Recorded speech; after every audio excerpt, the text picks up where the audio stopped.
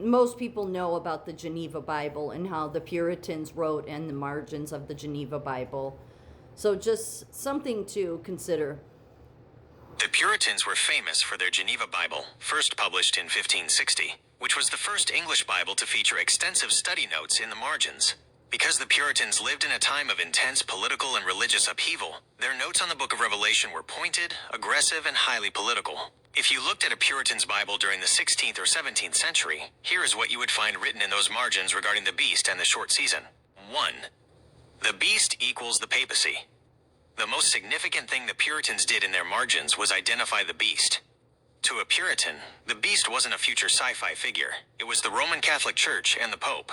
The margin note, they explicitly labeled the Antichrist as the Pope of Rome. The reason? They believed the short season of the beast's power was currently happening in their own era, as the Church of Rome persecuted Protestant saints. 2. The mark as spiritual allegiance. While modern interpretations often look for a physical chip or tattoo, the Puritan margin notes interpreted the mark of the beast as a sign of spiritual and political loyalty. The margin note, they defined the mark as the profession of the Romish religion, or oaths of fidelity to the Roman See. Their view: if you participated in the rituals and idolatry of the state church, you had taken the mark. 3. The short season and God's timing. The Puritans were obsessed with the idea that God was measuring time. In the margins of Revelation chapter 11 and 12, they wrote extensively about the 1,260 days. The margin note, they interpreted days as years. The calculation, many Puritan scholars, like John Fox or later Jonathan Edwards, used the margins to calculate exactly when the short season would end. They believed God was currently restraining the beast, and that the shortness of the time was a comfort to the suffering church. Key Puritan margin themes. Subject: what they wrote in the margins. The Great Harlot, the city of Rome, specifically the Vatican. The Seven Hills, physical proof that the prophecy pointed to Rome. The bottomless pit, where false doctrines and popish decrees originated. The Two Witnesses, the small groups of true believers, like themselves, preaching in the streets. 4. The sovereignty note. The Puritans used the margins to remind the reader that God is the primary actor. Next to verses describing the beast's power, they often wrote notes clarifying that the beast only has power by the permission of God. This reinforced their belief in predestination. God had already decided who would be saved and who would take them all. Now, most people would say, well, I was a Catholic, or I am a Catholic. Okay, I think that God is a merciful God. He's been trying to wake people up. But you can't deny that the papacy, along with many of the kings that supported the papacy, persecuted Christians and did it under heresy bullshit. Okay, you can't deny, there's no denying that. Okay, there's no denying that God led the Puritans, all the different sects here for some reason. Okay, we've been under the season of the beast. Let's just go one step further to something else that's interesting. The Puritans didn't have a single calendar date for the end of the short season because their eschatology was a work in progress. However, they were historicists, meaning they believed the Book of Revelation was a timeline of actual history unfolding in their own day. Based on the margin notes of the 1560-1599 Geneva Bible and the writings of figures like Jonathan Edwards, here is how they calculated the end. 1. The 1,260-year countdown. The Puritans were obsessed with the number 1,260. They interpreted the time, times, and half a time, the beast's reign. And just so people realize, when talking about the end, it doesn't mean the end of the world. That's not what it's about. It's about the end of the beast. 1,260 literal years. The start date.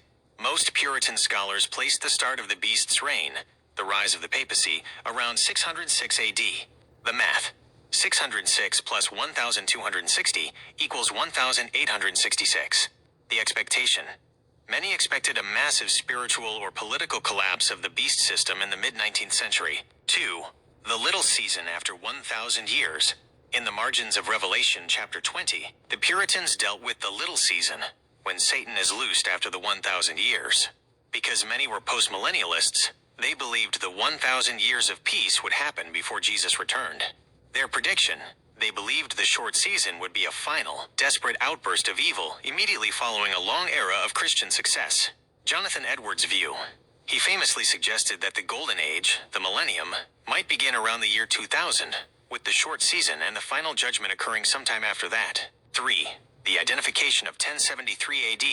Some early Puritan margin notes in the Geneva Bible were even more specific about the past. They wrote that Satan had already been loosed for a short season during the medieval era. The note, they identified the year 1073 AD, the reign of Pope Gregory VII, as the moment Satan was let loose after his initial binding. The logic. They viewed the intense persecution of true believers in the Middle Ages as the literal fulfillment of the beast's short season. Puritan margin summary table. Event. Puritan date/calculation. Sign in history. Beginning of the beast. Tilde 606 AD. The Pope, claiming universal authority. The 1,260 days. 606 AD to 1866 AD. The period of true church hiding in the wilderness. The little season, post-millennium, a final, brief rebellion before the literal second coming. The ever-ending season, for the Puritans living in the 1600s, the short season felt like it was ending every single day. Yep. It would feel that way. They were being persecuted. They fled here because of their persecution, and all because they because again, I haven't said this for a long time. Prior to there being a Bible in English, all they could go by was what the priests in the Church of England told them. Then when they got their hands on an English Bible, they were like, what have you been teaching us? Like, everything you're doing goes against the very word of God. And to this day, they've managed to convince people. I mean, there's a reason they wanted to set up their falseness everywhere.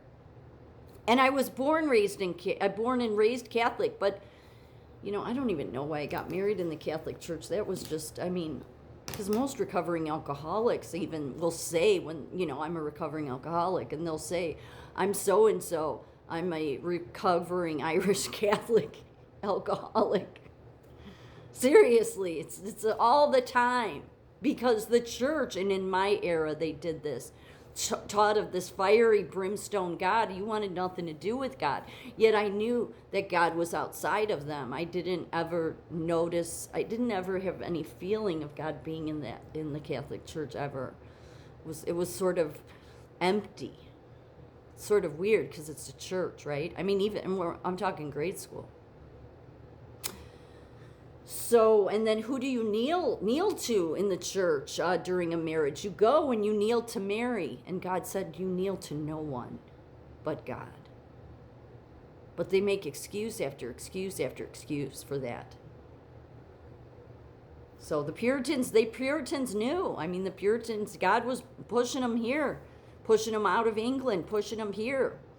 And I do have a Geneva Bible. It's hard to read. I wish I had one that was actually, it's the Old World English. So you have, for double S's, you have F's, double F's instead of S's. So you can read it. It just takes, it takes more work to read it.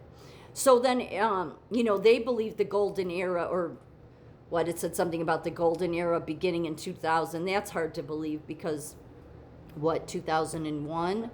We got 9/11.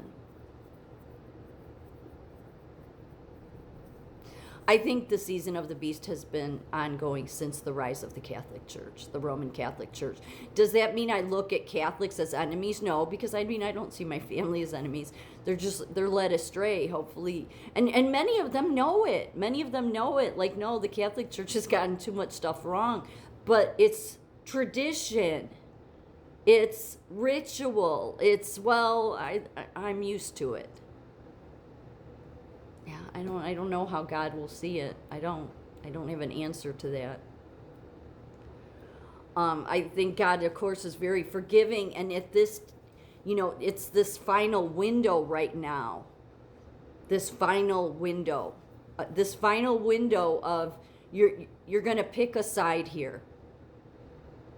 And the side you want to be on is God, and it has nothing to do with a Christian denomination, because most of them are only surface God. They've all taken from the Roman See. They've taken from it. They have. I'm not saying they all have taken on the same things they do, but they all took from the poisonous tree.